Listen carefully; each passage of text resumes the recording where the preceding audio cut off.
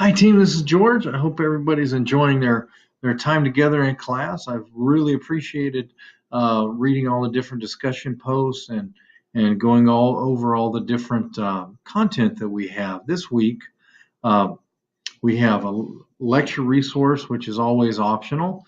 Our lecture resources are optional, and we have the self-reflection.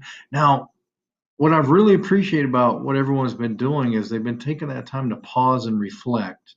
And what that does is that helps us to obviously look inside ourselves, but to also see all the tools that we have available to ourselves that, you know what, sometimes we can just forget what we're capable of doing.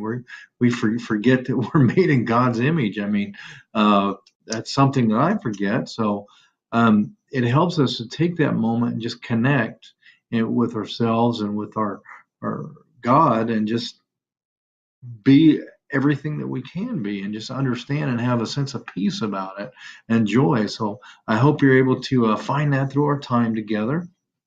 And I just also appreciate the effort that you're putting into this class because I know that it's not the only thing grabbing at your time and attention. So I do appreciate it. This week, we also have two quizzes to go.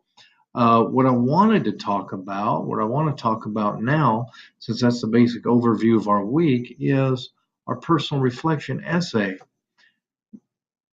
This, if you haven't looked at this document, How to Write a Personal Experience Essay, uh, it is well worth your time to take a look at because it outlines the introduction, the experience, gives us examples on exactly how to write it, reflection, and then the connecting research. And all of those pieces are exactly what I'm going to grade with the rubric. So it is reflects perfectly how I'm going to grade this project. So if you look at this and kind of use the connecting research, reflection, experience, and the introduction as headings, you'll be aligned exactly with the rubric. So then I can just go down and focus on the content that you put in, and you will obviously have all of the necessary parts and pieces there because you followed this.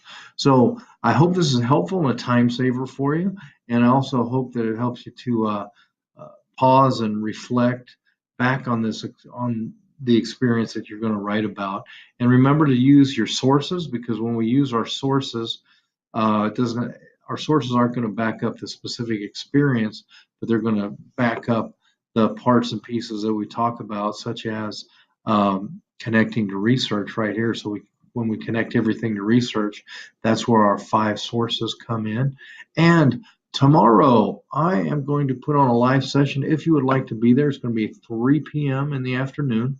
So if you'd like to be a part of that, please jump in. If not, it's completely okay because this is an optional thing. So I will put a link in the announcements as well. So appreciate all that you do in class and have a great week.